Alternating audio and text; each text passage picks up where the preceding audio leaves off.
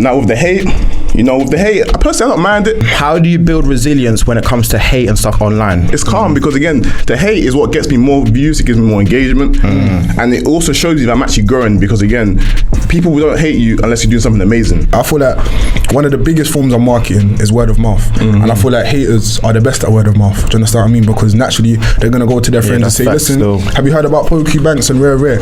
Now your name's inside of their head as well. Do you get me? So yeah, your haters are your marketing team. Literally. At the end of the day, I get it though, a young guy's coming on TikTok to tell you what to do with their fancies. Like, I get it, I feel type of way as well. Like, yeah, I hate me as well. Shit.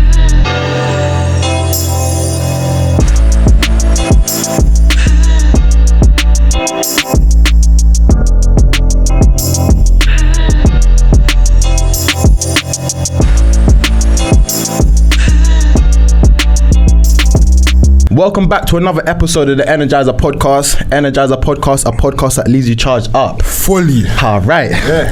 I'm out of breath right now. You guys already know what's going on. Push-ups and shit.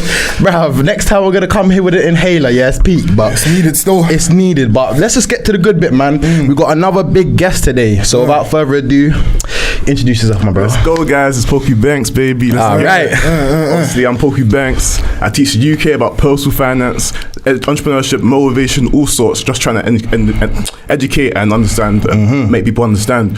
I'm on TikTok, Instagram, YouTube, and I also resell tickets. I'm into forex trading, and I run a Gen Z club. Let's get it. Strong. Listen, I don't know what it is yet, but everyone we bring on this platform, they do how many different things, bro? You just rolled up out here, man. I'm out here. I rate it though, can't lie, man. Come on, black excellence right there, man. So, bro, you mentioned your social media now, yeah? You've got a big social media presence.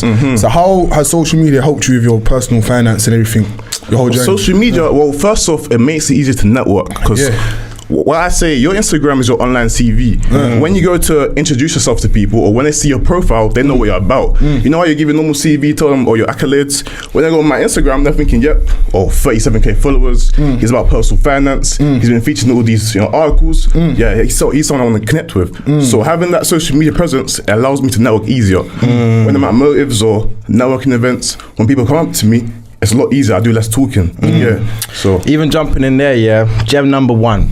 Normally we leave with a gem. We're starting with a gem. All right. The gem to today, is, bro. Listen to what he said. Your Instagram gives you credibility. Social media gives you credibility. Do you know what I mean? So the fact that Poku's been working, putting in the reps, as we say, to build up his personal brand, that allows him to be credible within the industry, within the market, within any space that he's in. Because people know, oh shit, PB, that's Poku Banks now. Do you know what I mean? It's got weight. So that's gem number one, man. What I'd say, no matter what you're doing, it could be personal finance, clothing, you could have your own podcast, but record the process, record the journey, let people know how you started and make people follow your journey from start to finish, innit? And what happens is that people start to get invested in your journey as well. You understand what I mean? So jump literally, and that's what I'm saying with networking, it allows you to meet lots of people that can take you to the next level. I always say you're always one person away from becoming rich. That one person can tell you a little gem or a little trick, or he could take you on a journey or introduce you to someone or take you to an event where you meet that right person to take you to the next level. So with networking, that's how my personal finances, and it's helped myself tenfold, meeting people, even meeting people like you, coming to the Gen Z event. Come on, man. And then this podcast can do better views and then take me to another level. Which it will. All right. Yeah, man, definitely, man. Even on that front as well, about like networking with people, like it's so important to just, like you said, you're one conversation away. Do you know what I mean? I remember at the Gen Z event, I just seen you at the bar. I was like, bro, I got my killer, you know what I mean? Just network and whatnot. Yeah, just build that relationship. And now what? A month and 6 weeks later, you're here. Do you get it? And like you said, who knows what can come from this off the back of one little conversation, man. So it's facts. But let's go to the end. So what I want to do today is kind of break down who really is Poku Banks. You know what I mean? Yeah. But I want to start at the finish line. I'm not even finished. I want to start where you are now and then move back to who you were to develop into the person you are today. Does that make sense? Yeah. So let's talk social media, Obviously, seen your YouTube, tap in with it. You got some big episodes such as the one with Jazz Rose. I know you don't want Black Travel Bay, shout her out as well. She was on ours. Shout her out. Yeah, big her up. What does it look like for you when you're kind of posting and stuff like that? Mentally now, how do you build resilience when it comes to hate and stuff online? Okay, I'll start with posting. So when it comes to posting now, I gotta think like not even triple, like quadruple times before I post something, because I understand that my word, it means a lot to people in the finance industry. When I say, use this app to save money, or don't spend on this, or invest your money here, people take it with serious caution. Do you know what I'm saying? They think, this can change my life type of thing. So when I'm posting, I have to make sure like everything I'm saying is correct and it makes sense, because I've got a lot of not just young people, but I've got old people, millionaires watching me. Do you know what I'm saying? And they're making big decisions with the money. So when it comes to posting, I really have to like think things through and make sure it makes sense. Now with the hate, I personally don't mind it. It's calm, because again, the hate is what gets me more views, it gives me more engagement, and it also shows you that I'm actually growing, because again, people don't hate you unless you're doing something amazing. And it's pretty good to be part of a club where, because what you need to remember is Drake, Michael B. Jordan, all these great people in the world, they get hate. So when you're part of that club and you also get hate, it means that you're doing something well. Do you get what I'm saying? And furthermore, most of the time the hate is from burner accounts.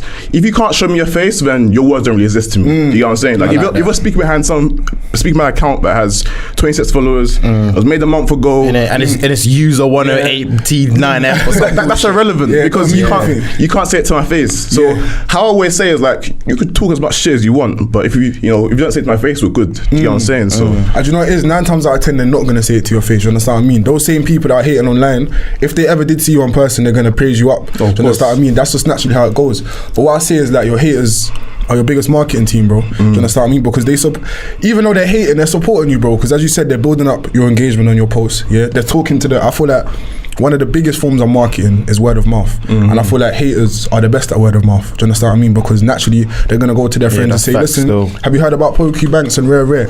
Now your name's inside of their head as well. Do you get me? So your haters are your marketing team. Literally, and it just builds me up to bigger proportions. So with the hate, it's just like cool. Now that I'm getting a little bit of hate, it allows me to then build off that and then create more hype, and people are now watching, see what I say. But at the end of the day, I get it though. A young black guy's coming on TikTok to tell predominantly the white people what to do with their finances. I get it. I feel type of way as well. Like I hate me as well. Shit. You know what I'm saying? So I feel type of way as well. Like a young black guy telling me what to do. Hey, but I get it. But charge it though. You know what I'm saying? But at the end of the day, also people with finances is a really touchy subject. It's it's a taboo in the UK. So when people talk about money, it's really touchy. They don't feel type of way. And when someone like me is telling you everything you've known your whole life is wrong, they feel a type of way. They feel attacked. And the bank balance is always the most touchy thing. After now, some people don't want to check their bank because they're disgusted with who they truly are. So when man's attacking that and saying no, you should do this, or you're a fool for doing that, the hate is gonna come regardless. But at the end of the day, I feel like what we all need to understand is that the newspaper, they use hate to actually get clicks and whatnot. When there's lots of COVID deaths or lots of illnesses rising, that's a headline. But then they don't report about the people that have recovered from it. Or monkeypox was going to be a thing, but now it's died down. They're not saying, monkeypox has died down. Thank God. You don't see that as a headline, but back in the head, that's what's happening. But they use the hate or they use the negativity to sell. Negativity is what sells. So at the end of the day, you just got to understand that you may see 100 comments, right? 3 is hate, 97 is love. The 97 that's love, I'll ignore. It's a 3 that's hate that will get to me. And that's, I feel like, what a problem that a lot of people go through. Do you understand what I mean? Like you said, you have 97 comments of people showing you love, but it's those 3 comments that really get to your head. Really need to rethink about how you're acknowledging these comments. You understand what I mean? Because you have 97 real people showing you love, so these 3 people don't even mean anything. Do you understand what I mean? So at the end of the day, you just need to remember there's like 7 billion, close to 8 billion people in the world. If you get all of them to like you, well done. But at the end of the day, chances are they weren't in it. I'd be content and fine with that. So fun fact, just jumping in here, you said something about you gave the example of like when people are checking their bank balance after a night out. I see a boy reads books and them kind of thing there. I got to jump in it. So there's actually like a term for that, do you know what I mean? Called the ostrich effect, which is basically like how you give the example when people go out after a night out or they've had like a big expense, they have that like anxious feeling in their belly. They're not trying to open their bank balance and look because they know it's going to be worse than what they believe it to be. That's actually a term called the ostrich effect, do you know what I mean? Let's got you a little bit of gems here. I knew he was going to come. I'd break down now, do you know what I mean? Back to what you're saying, 100% agree and resonate with everything that you said, my bro. And even me, speaking personally, yeah, like my personal brand as it stands right now is not yet as big as yours, do you know what I mean? But even on like even on a micro level, I do experience what you're saying in a sense where I don't expect everyone to 100% agree with everything I've said on the podcast. Even last episode, shout out Black Travel Bay, she disagreed with what I said, and I appreciate that and respect that, yeah. But sometimes it does get a bit hard when, you know, you're putting in all this effort into the clips and whatnot, and then someone's like, oh, bullshit. Do you know what I mean? Or someone's like, oh, nah, crap, you're chatting crap. Do you know what I mean? I'm like, damn, do you know what I mean? And like, you can get so many comments saying, yeah, bro, you're doing your thing, 100% agree, but that one comment, yeah, even though it shouldn't have any meaning, as people, we tend to give the negativity more meaning than we should. Why do you think that is, though? Like, if we break that down, why do you think that is? What do you think, bro? I think it just gets to you. You know, it's just someone's questioning everything you've done or the question the content you made. But for me personally, the only hate I take seriously is when there's constructive criticism attached to it. So, this is bullshit because XYZ. If you say this is bullshit, I just scroll past the comment. I don't even register it that much. But when there's constructive criticism and it gives me feedback on how I can, you know, improve myself, because that's all I'm about. Elevation, trying to get to the next level, self-elevation.co.uk, being my personal best at all times. PB. So that's where I rate that. Poku Banks, personal best, performance based, whatever you want it to mean. Strong. But with hate, I only take it seriously if there's some sort of constructive criticism that actually helps me get to the next level. If it's just hate just for the sake of it, I'm not trying to hear it. I don't even take it. And even adding on to that, yeah, like for me, being honest, I don't really give a fuck, do you know what I mean? At the end of the day, yeah, people are gonna say what they want to say, innit? And it's like, I have like a split in my head. Half of me is like, bro, like,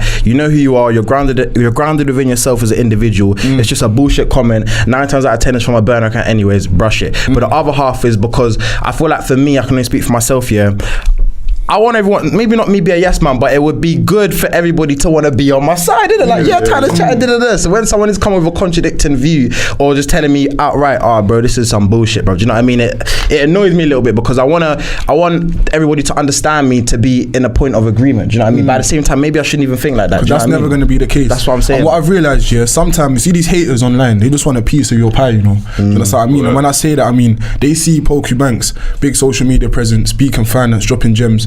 They feel like if I can jump in the comments and spread some hate, I'm going to get some other people in the comments to rock with what I'm saying now. Do you understand what I mean? I feel like it's also about seeking validation from other people to a certain extent. Do you get me? You don't need... Go on, bro. But and at the end of the day, I also want to say the hate that you get determines how well you're actually doing in life.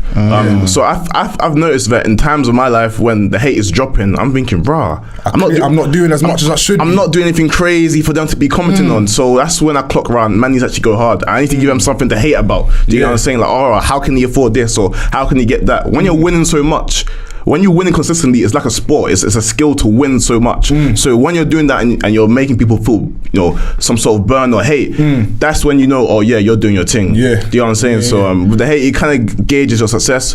The best and perfect example I'll use for that would be Andrew Tate. In August, you know, hate was at all-time high, but he was on everyone's social media platforms and their feeds. So when they did cancel him, you know, that even made it even more better, because again, that was headline news. People that really rock with him even more now, because like, they've actually cancelled him on you know, they cancelled him on the man thing. Like, they've actually still here, and he's still here. So again, with the hate, you know, you just gotta look at it from other points of view. Don't just see the hate as, that's bad. Think of it as like, he must be in a bad place in his life for him to be commenting that.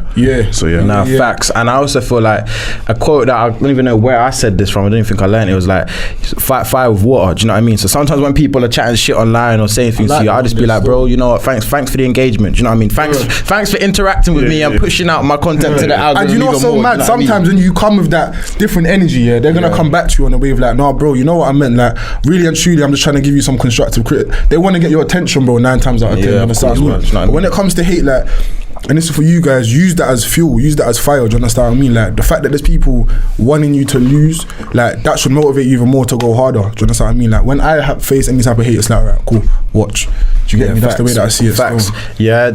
the best revenge is success. I think we can all collectively agree, do you know what I mean? So even if it's someone who's preying on your downfall, the only thing you should do, instead of lowering yourself to meet their energy, their standards, just be like, you know what, I'm gonna take your energy you give me, thank you very much, and I'm just gonna be even more successful. I'm gonna get more money, I'm gonna be more followers, more views, more success, more brand deals, anything, do you know what I mean? That's really gonna be the biggest fuck you, rather than me just replying saying, at a low vibrational level, do you know what I mean? So I feel like sometimes you just gotta be bigger than that. And also, like how you guys are saying already, the hate in itself is not even a bad thing. It's just you giving the meaning to the hate. Because even when you deep it, on social media, someone could comment on your post tomorrow and be like, nah, you're bullshit, for example, you're chatting shit, false prophet, but you're giving meaning to that one specific user XYQ saying that thing, do you know what I mean? You're getting to you. But if one of your brethren, shout out Austin, shout out Denzel, if one of them man was like, nah, Poku, you're chatting shit, you'd be like, all right, calm. Do you know what I mean? It's not, there's different types of meaning in it. But when it's online now, you're giving more energy and more meaning onto this thing, so it becomes a bigger issue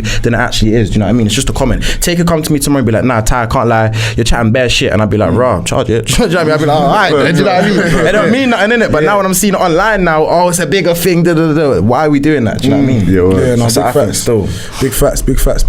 So I got a couple things that I want to run through with you real quick, bro. Yeah.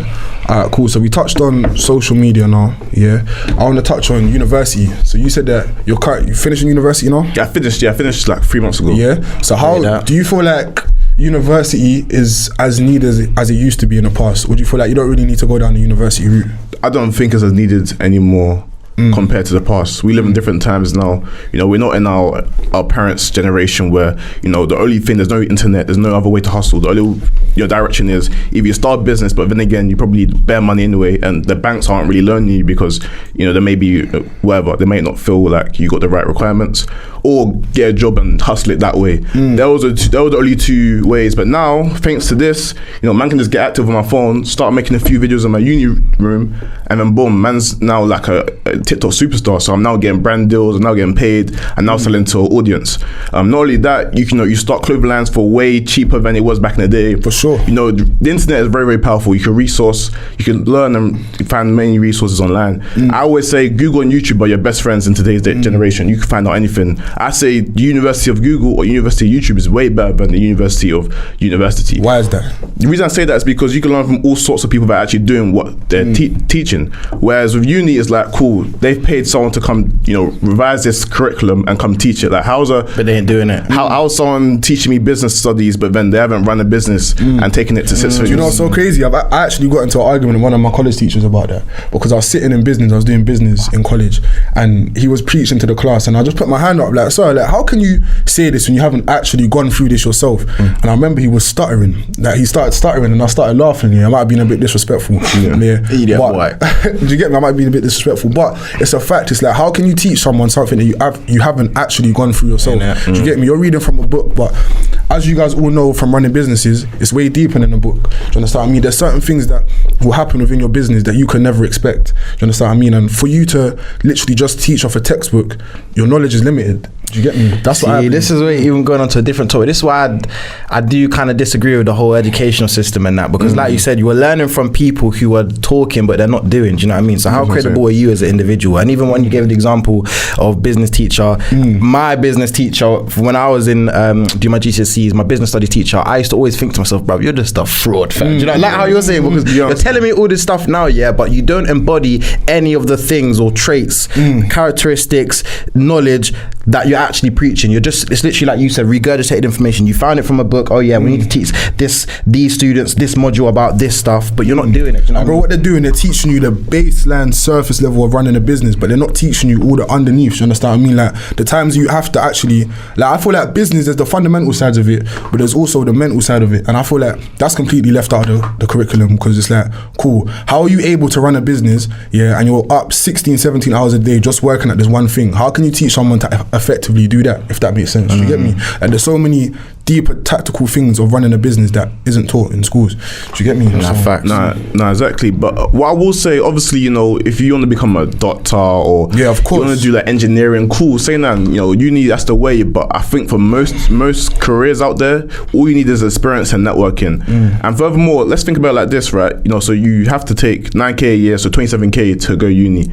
If the governments were giving us 27k to then spend on education how we see fit, I feel like we'll be way far clear in the sense of, cool, I'll buy this course from this person that I respect online, or I'll buy this course from this property guru I respect online. I feel like we'll be way more clear if we had 27k to spend ourselves. But when that 27k is spent to uni just for that one course, I feel like it's well overpriced. And I was going uni during COVID times, so how am I paying 9k a year for PowerPoint and so on? That's what stopped me from doing university stuff. Oh, was it? Because I started right when COVID kicked in. Do you get me? Oh, so I started, and it was just online. I'm paying 9k a year to sit on Zoom calls, and it's freezing. I'm saying, no.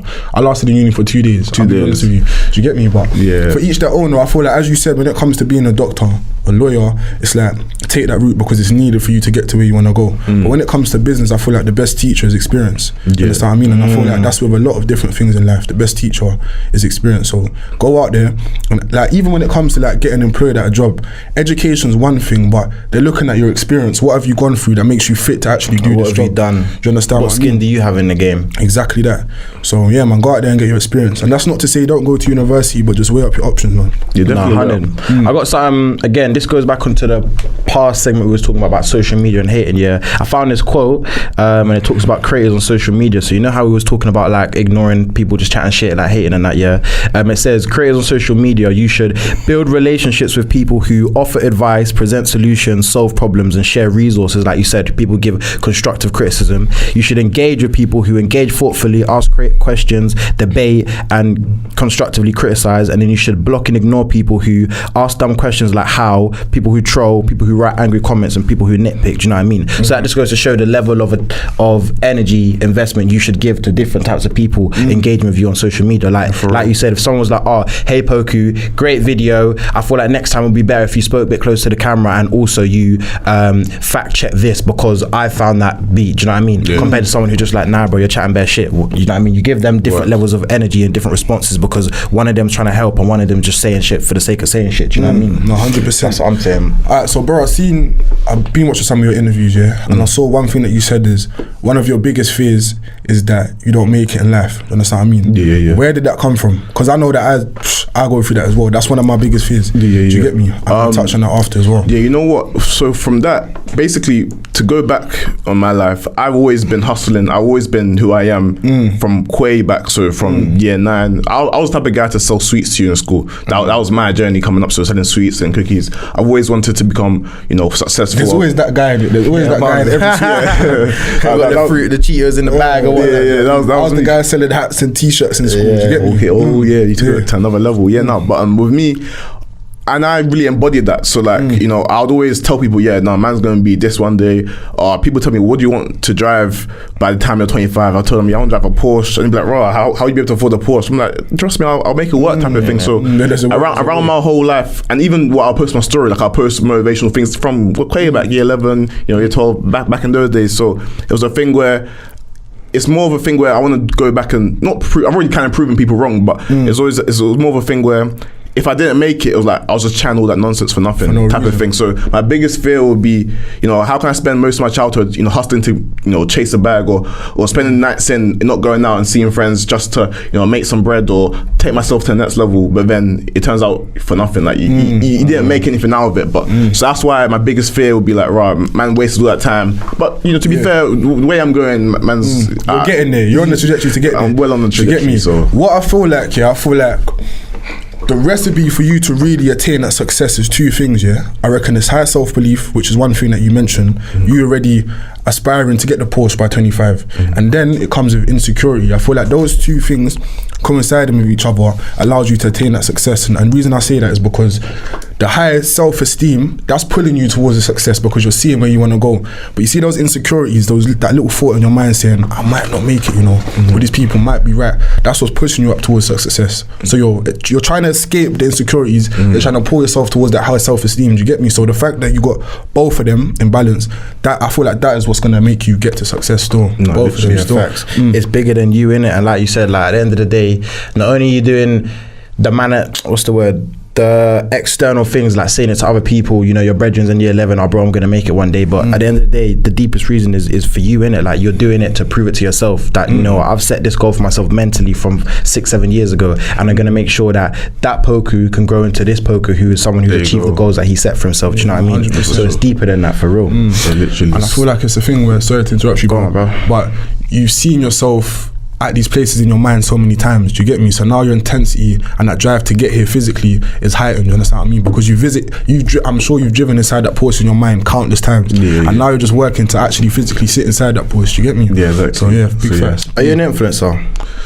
Random question. Took it somewhere completely. That's a good question. I don't like to consider myself an influencer, but people call me a influencer, so a financial influencer. I never heard of that before. Still, I influence people's finances, but people like to call me that because I have followers. But I don't see it like that because I don't know if you might get it, but like I'm still me in the sense of I'm still the same guy. From school days, innit? But it's just that more people are watching. Like what I'm posting on TikTok or what I'm posting on my story, I've been doing that. It just so happened now there's an audience, like a bigger audience watching rather than just my school friends. So like man hasn't changed.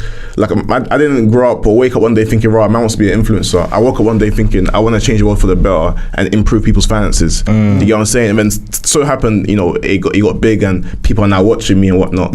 So in the sense of you could say I'm influencing people's finances, but I think I'm bigger than that. I'm a content creator. I'm a personal finance guru. I'm even studying to become a financial advisor. Do you get what I'm saying? So it's like, and I think with the word influencer, it's been watered down so much. Like you can pick up a phone and anyone's called an influencer nowadays. So but if they want to call me that, then that's cool. But I didn't wake up with the intention of being an influencer. I think that's sorry to interrupt, my bro. I think that's a deep one, and why I rate that, because like you said, you're not an influencer. You're just you, and you just happen to influence. Does that make sense? So it's like you are the same person you were before the fame, quote unquote, before the clout, whatever, before the 37.5 bags, whatever. Following, you're just you, and you're continuing to stay true and authentic to who you are. It just happens to be that you are now in the spotlight being you. Does that make sense? Yeah, exactly. And I rate that a lot, I can't lie. And that's why I wanted to ask, because it's like, at what point do we not cross the line, but who's an influencer, who is not? What we had this conversation previously, I can't remember, it was some point in season 1 we was talking about, like, I think that was with Ruth, big shout out Ruth, and we were saying, like, at what point do you actually become an influencer? Is it can you be an influencer to someone if you have 10 followers, or me, I've got under 10,000 followers, but would I be an influencer? Do you know what I mean? Yeah. And I feel like we used to have to come back to the actual root of the definition, like what are people influencing? So in my case, I guess I'm influencing people to make decisions with their finances, but whereas with others that are called influencers, they just look great on the gram, and maybe they're influencing girls to buy new dresses and whatnot, but what impact does that have on society? Do you get what I'm saying? Like, is that changing anything? Like, do you get what I'm saying? So I feel like maybe the people that are being called influencers, they're not as influential. As really they claim to be. That's a deeper one, and I feel like that's why, again, I wanted to ask you the question, because it's like, to me, the value that you provide, you know what I mean? And that's why you're not really fussed about this term or influencer, do you know what I mean? It's just like a stick or a label. Oh yeah, I'm an influencer, look at me. But you're more focused on like we say, impact, do you know what I mean? I've actually got a goal, a mission here, which is to help people improve their finances. I do that through my content creation and everything else. So if you want to label me as that, cool, but that's not the crux of who I am. It's not a one size fits all. Look at me, I'm an influencer, brand deal, whoop. It's I have a mission, that's to help people, to educate people, to awaken people about their finances and how to improve better with their money. And as a result, if you want to put me into that box, cool, but that's not the goal, do you know what I mean? To be an influencer, do you know what I mean? Deeper one still. That makes sense. Deeper one. Deeper. So what I was going to say to you, bro, can you define like the switch between Poku Banks the person and Poku Banks the online person? Do you feel like there's a real distinctive difference, or you are who you are online and offline? The only difference I would say, I think they're pretty much the same. The only difference is that obviously with the camera, man has to be engaging to get views and whatnot. I have to speak not quick, but like speak with direction and conviction. So, but then whereas in real life, man's more reserved, man's chill. I do more listening and speaking. You get it? So that's me still. So like I think you wait. Like I got to where I am by listening to people around me or mentors and get myself to the next level. And then now I've taken that and gotten on camera and taken that information and pushed it to the masses. But I say Poku Banks is the same all around. You know what I'm saying? I was Poku Banks before the TikTok fame. Like I was going by that anyway. Yeah, before anyway. Yeah, I rate that. The social media. This is not even just for you. This is for both of you. Yeah. Does social media affect your mental health? In what way? In what? Take it That's as a you broad will. question. Take it as you will, man. Affect my mental health, maybe to a slight degree. I wouldn't say too much, but yeah, maybe to a slight degree. Why? Why? Because we're all glued onto our phones. So if I see something on social media or I see something I don't like, that kind of ruins my day. And that's why a lot of people even advise me, I shouldn't even be going on my phone first thing in the morning, because I might go on my phone as soon as I wake up and see that my favorite rapper's died. That's really my mood for the day. You know what I'm saying? That's what Austin was saying as well that time as well. Yeah. Do you get me? He was saying like it's like going on your phone in the morning is like Russian roulette.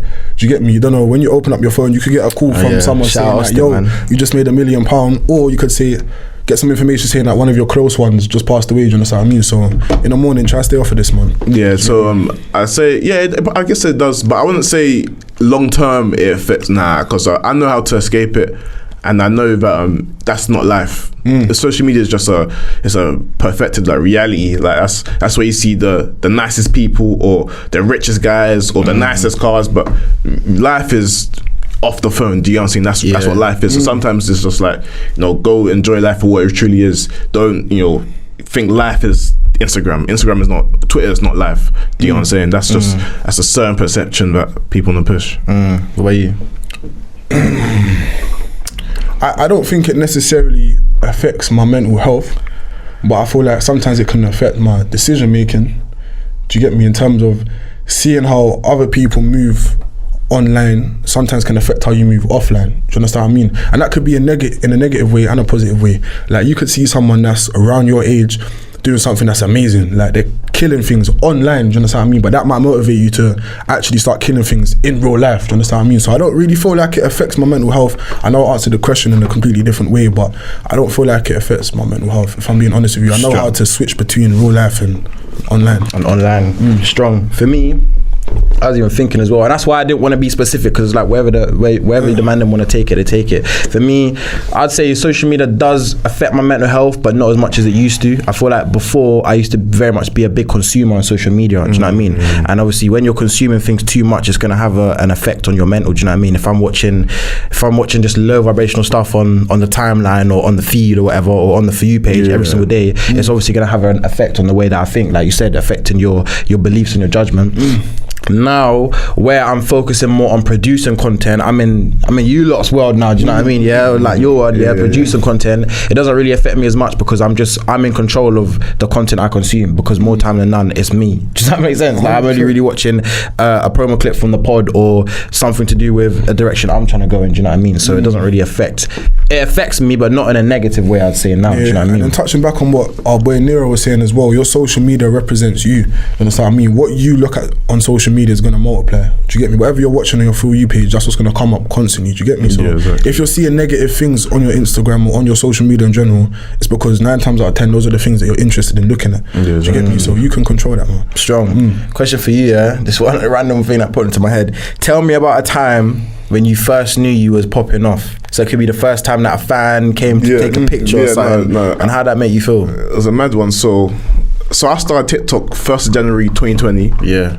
I flew out to Ghana like a month later, like in February, like I say halfway through February. And on the flight to Ghana, right, some guy came out to me saying, "Rah, you're the economics guy on TikTok." Swear. And I was like, it's what, a month after you been on the grind? Yeah, but then to be fair, I got on early, so like man was popping. Yeah, I was probably like on 16k followers or something. Yeah. But yeah, he knows me. He said, "You're the economics guy on the TikTok," and I was like, yeah. And I said, "Yo," and then we got on a flight. Cool. But then later on in that holiday, I ran into him again. So this is in Ghana, so I don't know him. I don't have him on socials. Like, I ran into him again at this slave castle. I was doing like a tour, and we're looking at how Ghanaians were used as slaves and where they were shipping them to America and that. Yeah, and I saw him again there. I was thinking, rah, that's just mad. But that guy, when he noticed me on the plane, that's when I was like, oh, rah, this is taking off. And then the next time, I think I got noticed in Foot Asylum by some kids, and they asked to take a picture. Jeez, man. You're like a rapper in everything. I even got shopping in that. All right. Oh, it's nuts. It's nuts.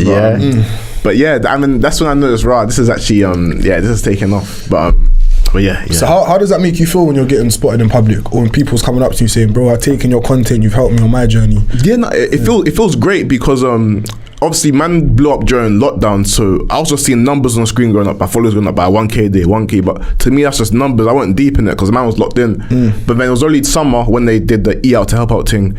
I was thinking, wait a minute, let me put this in perspective. 100k followers, imagine 100k people in the stadium just all like following you. So that's when I deeped, oh wow, man's actually is hitting. And that summer when I was going out to parties and whatnot, I'm clocking like I'm talking to people, they already know who I am, or I'm getting bare stares in public, or people come up to me saying, yo, let me get a picture. So little things like that. That's crazy. Yeah. Let me get a picture, you know? I'm taking hella pictures. That is nuts. I can't imagine someone coming up to me, like obviously when we are blowing and as we continue to, people gonna be like, yo, tired. I'm gonna be like, bomba, like what the fuck? Like that's just so, to me, that's just so weird that someone would see you, not saying you don't have that value, but someone sees your value is so high, they want a picture, bro. Even like the Queen and that. Yeah, it's nuts. But like I said, when you nah, you're bad man still. Carry on. As I mentioned, but like obviously with finances is a touchy subject, like I said. So if you're helping someone improve their finances, that's kind of improving them for the better, because you get more money, you got more options, more resources, and opportunities. You can have, yeah, exactly. So that's why,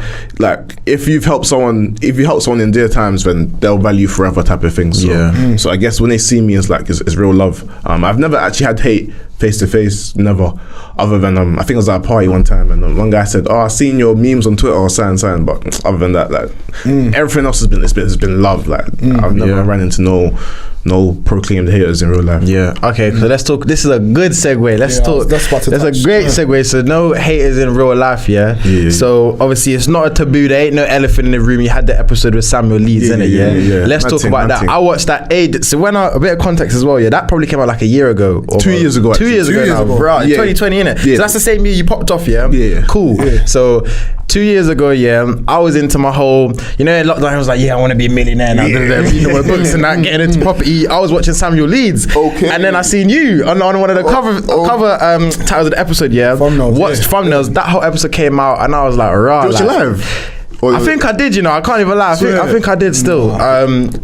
Anyways, I watched it, Interesting episode. Let's talk about that. Like, how do you, first of all, looking back, what are your like kind of thoughts on that? Because obviously that was a different stage in your life compared to now. Everyone's matured. 2 years is a long time. Second question is, I wouldn't say that he's a hater, but he is someone who expressed his opinions which were opposing to yours. How did you kind of deal with that, or like mentally? So like we said about people online commenting, let's not say a hater, but people disagreeing with you and commenting. Now you've got your sit down face to face with someone who's like, nah bro, you're chatting shit. How do you like mentally, how did you kind of I'll start with how I thought about it, like looking back now. Actually, I even thought about this well after anyway, but I got way too big for my boots. I was a little bit gassed. But I'll even give you a story of how that even came about.